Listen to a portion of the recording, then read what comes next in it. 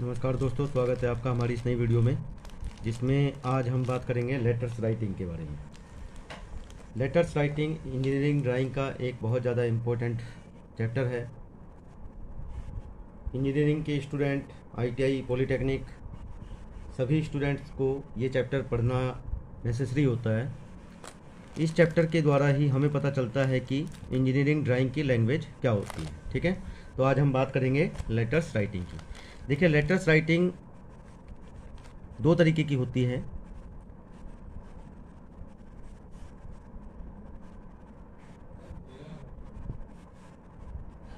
दो तरीके के इसमें लेटर्स आ सकते हैं। जैसे पहला है रोमन लेटर्स। मैं साथ साथ लिखते भी जा रहा हूँ और आपको इसके बारे में बताता भी जाऊँगा, तो सभी लोग इसको ध्यान से देखते रहिए। पहला हो गया रोमन लेटर्स और दूसरा हो जाएगा गोथिक लेटर्स। गोथिक लेटर्स और रोमन लेटर्स में फ़र्क ये होता है दोस्तों कि गोथिक लेटर्स जो होते हैं उनकी मोटाई जो होती है वो एक समान होती है, यानी कि वो हर जगह से एक ही थिकनेस के होंगे। और आगे जो रोमन लेटर्स हैं, रोमन लेटर्स की जो मोटाई है वो कहीं से कम होगी, कहीं से ज़्यादा होगी। ठीक है, तो इसलिए हम इंजीनियरिंग ड्राइंग में रोमन लेटर्स का यूज नहीं करते हैं।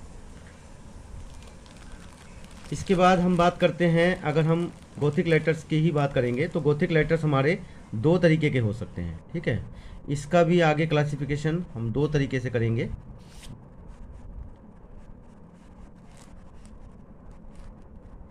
नंबर एक पे आ जाएगा वर्टिकल लेटर्स। ठीक है, वर्टिकल लेटर्स। वर्टिकल लेटर्स का मतलब ये होता है जो कि बिल्कुल सीधे लेटर्स होते हैं, 90 डिग्री के एंगल पे बिल्कुल एक समान वर्टिकल बनाए जाएंगे। और दूसरा हमारा हो जाएगा इंक्लाइन लेटर्स।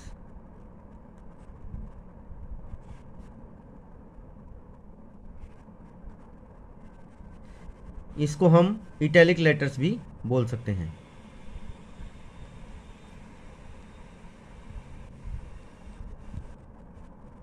ठीक है, चलिए अब वर्टिकल लेटर्स को आप दो भागों में आगे और डिवाइड कर सकते हो। जैसे हो जाएगा सिंगल स्ट्रोक लेटर्स,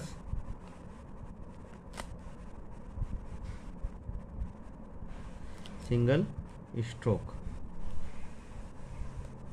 और यहां पर हो जाएगा double stroke.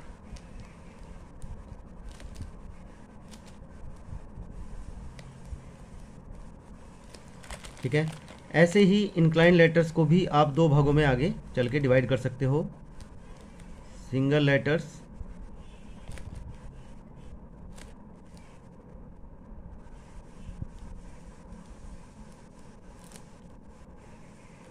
Sorry, single stroke letter.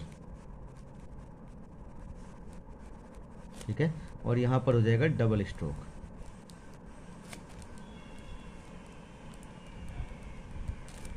ठीक है, अगर आप इनको और ज़्यादा क्लासिफाई करना चाहते हो तो यहाँ पे इसको हम कह सकते हैं कैपिटल लेटर, और इसके आगे आ जाएगा स्मॉल लेटर। ठीक है, तो आगे चल के हम इसको भी आगे इस तरीके से ही डिवाइड कर सकते हैं। तो ये तो था क्लासिफिकेशन ऑफ लेटर्स राइटिंग का। इसके बाद अब आपको एग्ज़ाम की दृष्टि से अगर आपसे पूछा जाए तो वहाँ पर वर्टिकल लेटर्स भी आ सकते हैं, सिंगल स्ट्रोक के लिए भी बोला जा सकता है, डबल स्ट्रोक के लिए भी बोला जा सकता है। और अगर इंक्लाइन लेटर्स में बात करें तो वहाँ पे सिंगल स्ट्रोक भी बात करी जा सकती है और डबल स्ट्रोक के बारे में भी पूछा जा सकता है। चलिए अब मैं इससे आगे आपको बताता हूँ कि अगर सपोज आपको कोई एग्जाम्पल दे दिया जाए कि कैसे करना है, तो मैं आपको ऐसे बता देता हूँ एक एग्जाम्पल के तौर पे कि आपको किस तरीके से सिंगल स्ट्रोक लेटर या डबल स्ट्रोक लेटर्स लिखने हैं। ठीक है,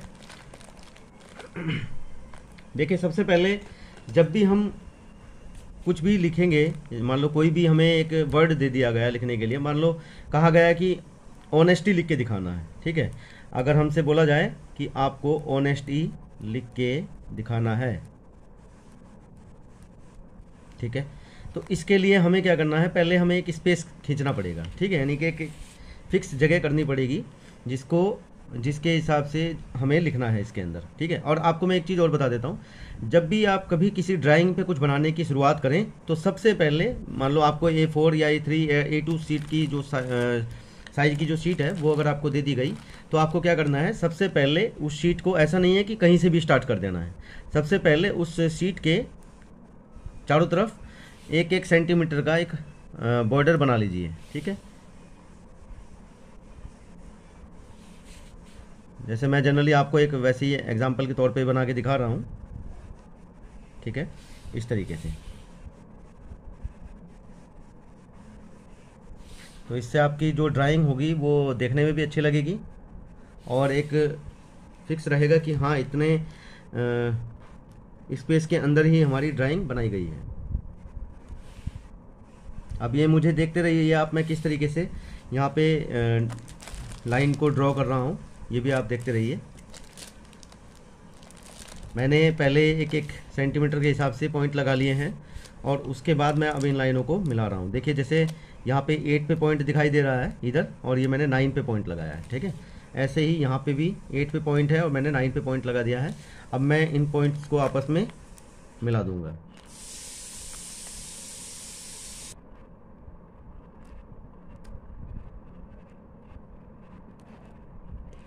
देखिए कुछ इस तरीके से हमारा बॉर्डर बन गया है। अब हम वापस आते हैं अपने इस टॉपिक पे। तो सपोज करो आपको 10 सेंटीमीटर के लाइन के अंदर जो है 10 mm के लाइन के बीच में ऑनेस्टी लिखना है।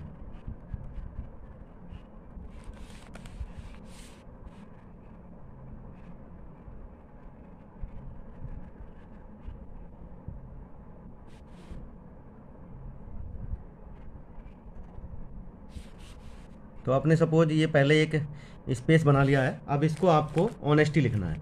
तो देखिए जैसे जैसे मैं लेटर्स यहाँ पे लिखूँगा, आपको इमेज में दिखाई भी दे रहा होगा साथ साथ में स्क्रीन में, कि बीच बीच में आपको लेटर्स किस स्टाइल में लिखने हैं, किस फॉन्ट में लिखने हैं, ठीक है। तो सपोज एच लिखना है मुझे, मैंने एच लिख लिया है, ठीक है, ये हमारा एच हो गया है।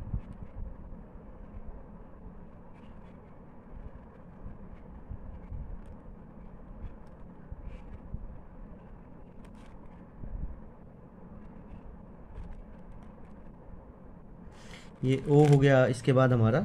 और देखिए अक्षर की बराबर मोटाई भी लगभग बराबर ही होनी चाहिए, ठीक है। चौड़ाई सबसे ज़्यादा इम्पोर्टेंट होती है इसके लिए।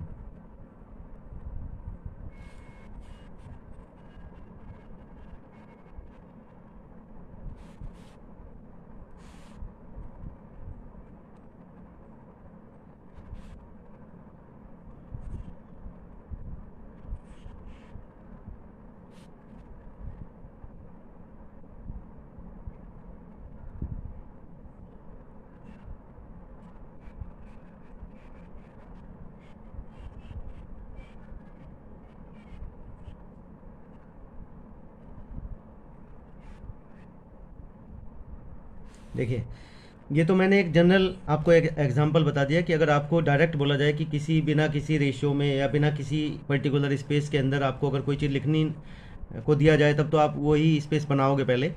अगर नॉर्मली आपको बोल दिया जाए कि ऑनेस्टी लिख के दिखाएं, तो आप ऐसे भी लिख सकते हैं इसको, ठीक है। और अगर आपको एक स्पेशल केस में बताया जाए कि नहीं आपको एक इस तरीके से ही लिखना है, एक पर्टिकुलर स्पेस बना के लिखना हो, तब आपको 7:4 के स्पेस में ही इसको लिखना होता है। अब देखिए 7:4 क्या चीज़ होती है वो मैं आपको बता देता हूँ। सिंगल स्ट्रोक लेटर और डबल स्ट्रोक लेटर को लिखने के लिए दो हमारे पास स्पेशल और स्टैंडर्ड केस होते हैं, 7:4 या फिर 5:4। अब देखिए 5:4 और 7:4 क्या होता है, ये एक स्पेस को डिफाइन करने का एक स्टैंडर्ड है, ठीक है। जैसे सपोज कीजिए आप कि आपने कोई एक लाइन खींची, मान लो आपने ये कोई लाइन खींच ली है, ठीक है। अब इस लाइन को आपको 7:4 में डिवाइड कैसे करना है देखते रहिए। अब यहाँ से सपोज कीजिए मैंने कोई एक लाइन खींच ली, किसी भी एंगल पे आप इस लाइन को ले सकते हैं। जब आप किसी भी एंगल पे इस लाइन को ले लेंगे तो अपनी पेंसिल से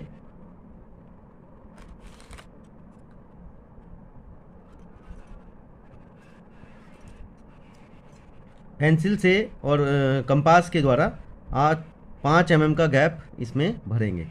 देखिए मैं आपको एक चीज़ बता देता हूँ, ये ज़रूरी नहीं कि आप 5 ही mm लेंगे। 7:4 यानी कि 7 इस तरीके के खाने होंगे ऐसे हॉरिजॉन्टल वाले और 4 वर्टिकल वाले लाइन होंगी।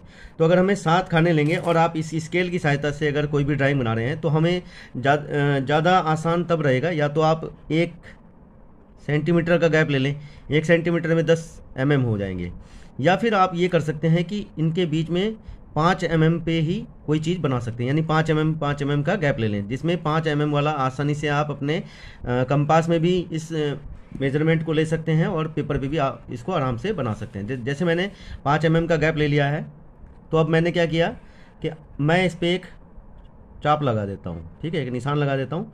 फिर अगला जो निशान है वहाँ से फिर अगला एक मैंने निशान ले लिया, यहाँ से फिर मैंने अगला एक और निशान, ऐसे करते करते मैं इसमें 7 निशान लगा दूंगा।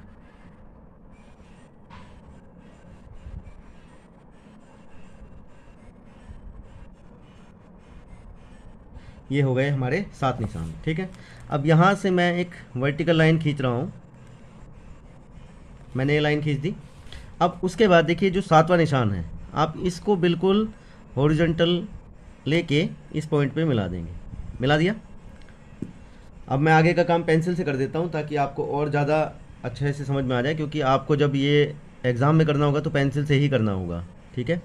तो आप इस लाइन को बिल्कुल लास्ट तक आप आगे तक ऐसे मिला सकते हो, और इसके बाद अगली लाइन, हमारा अगला निशान यहाँ से है तो आप इसको आगे ऐसे बढ़ा सकते हो, ठीक है। फिर आगे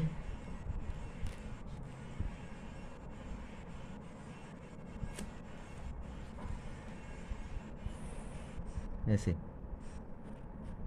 ठीक है।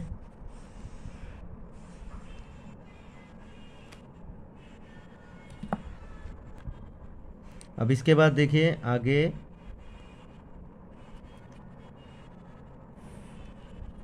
मैं साथ साथ आपको प्रैक्टिकल भी ये सिखा रहा हूँ, ताकि आपको कल को एग्ज़ाम में, जब भी आपका एग्ज़ाम हो, तो आपको ये वीडियो से देखने में बहुत आसानी मिले, ठीक है। हालांकि इसको बनाने में टाइम तो खैर लग रहा है, वीडियो ज़्यादा लंबी हो जाएगी, लेकिन फिर भी आपके लिए मैं आपके आसानी के लिए कर रहा हूँ, ठीक है। देखिए ये 7 खाने हमारे खिंच गए हैं, 1 2 3 4 5 6 7। अब आप क्या कर सकते हैं, यहाँ से 45 डिग्री के एंगल पे इस तरफ एक लाइन खींच दें। ये हमारे पास डी है,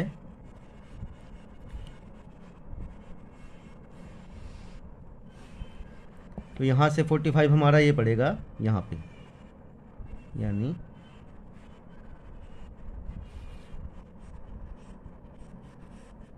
ये हमारा 45 हो गया।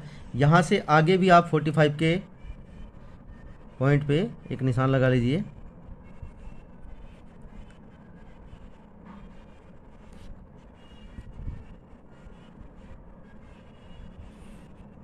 देखिए ये मेथड एक मैं आपको बता रहा हूँ ये क्यों खींचा जा रहा है। अब देखिए जो मैंने ये लाइन खींची है, इस लाइन के द्वारा होगा क्या, ये लाइन इन हॉरिजॉन्टल लाइन को काटती हुई जा रही है कहीं ना कहीं से, तो ये बराबर 5-5 mm का ही गैप होगा, इसलिए ये लाइनें हमारी खींची जा रही हैं, ठीक है।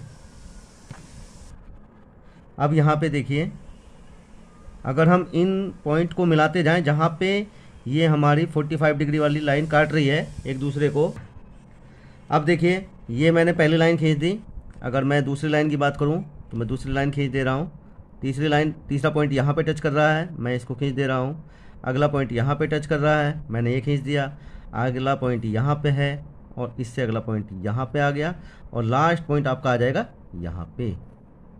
तो देखिए ये एक स्पेस बन गया है और बहुत ही आसान तरीके में आप इसको बहुत ही आसानी से बना सकते हो, ठीक है। और आगे भी आप इसी तरीके से लाइनें खींच सकते हो, आपको ज़्यादा इसमें मेहनत करने की ज़रूरत नहीं है।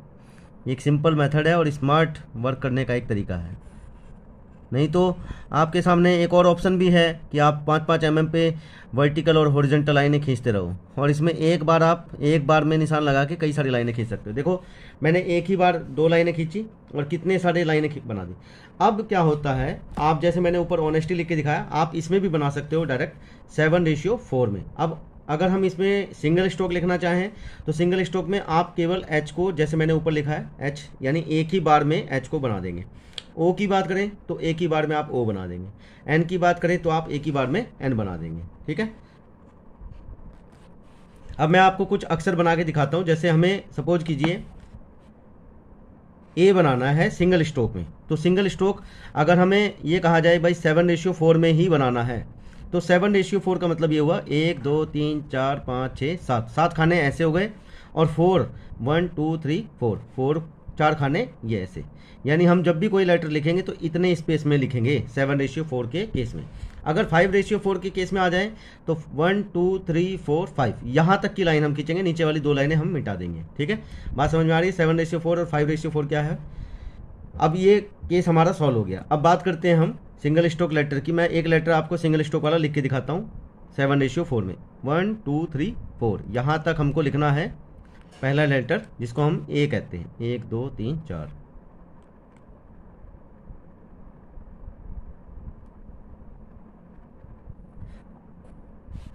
जब आप इन लेटर्स को लिख लेंगे, 2-3 बार इनकी प्रैक्टिस करेंगे तो आपको पूरा आइडिया आ जाएगा कि हमें कहाँ से कहाँ तक लिखना चाहिए। देखिए मैंने ये सिंगल स्ट्रोक में बना दिया है ए। अगर अब आपको कहा जाए कि आपको बी लिखना है और डबल स्ट्रोक में लिखना है, तो आप क्या करेंगे, ऐसा एक कॉलम छोड़ देंगे और उससे अगला वाला कॉलम लेंगे। तो ये वाला कॉलम हम यहाँ से स्टार्ट करेंगे बी को लिखना। 1 2 3 4 ये यहाँ पे निशान लगा लें एक छोटा छोटा सा, जिससे आपको पता रहे कि हाँ भाई मेरा ये लेटर यहाँ पे जाके ख़त्म हो जाएगा। तो ये हो गया हमारा बी का। अब इसके बारे में लिखेंगे, देखिए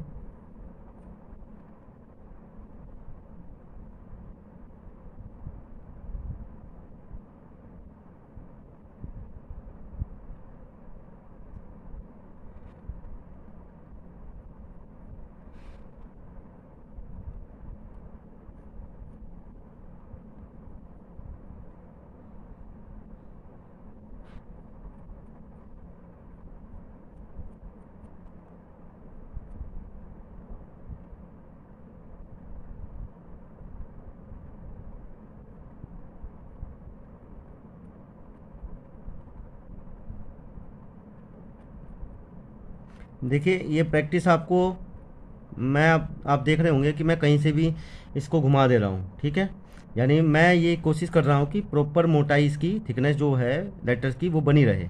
देखिए मैंने बी बना दिया है। तो ये आपको तभी आएगी जब आप इसकी खूब प्रैक्टिस कर लेंगे। ऐसा नहीं होगा कि एक ही बार में आप इसको सीख जाएंगे। ठीक, तो ये हमारा बी बन गया है। इसी तरीके से आपको आगे के और भी लेटर लिखने हैं। बस आपको यहाँ पे ये चीज़ ध्यान रखनी है कि अगर हम 7:4 के केस में लिख रहे हैं तो M W इन दोनों को 7:5 में लिखेंगे। ठीक है, और अगर हम J की बात करें तो यहाँ पे इसको आप 7:3 में लिखेंगे, और अगर आप I की बात करें तो इसको आप 7:1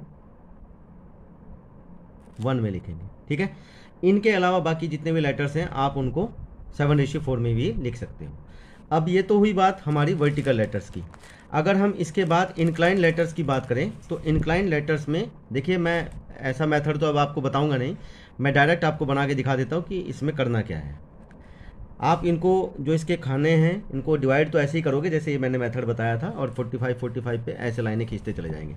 इसका मेथड क्या है कि आपने ये लाइन खींच दी, उसके बाद जब आप ये वाले जो खाने हैं ये खींचेंगे तो आप यहाँ से क्या करेंगे, एक जनरल लाइन ले लेंगे, यहाँ से 15 डिग्री पे एक लाइन ले लेंगे जो हमारी बेस लाइन होगी। मान लो 15 डिग्री पे आपने पहली लाइन ये ले ली, तो ये आपकी पहली लाइन हो गई। ये हमारा जो एंगल होता है ये हो गया 15 डिग्री। ठीक है, यानी 90 से अगर हम 15 डिग्री पे खींच रहे हैं तो यहाँ से अगर हम इस लाइन का एंगल देखें तो हमारा 75 हो जाएगा। 75 + 15 90 डिग्री हो जाएगा।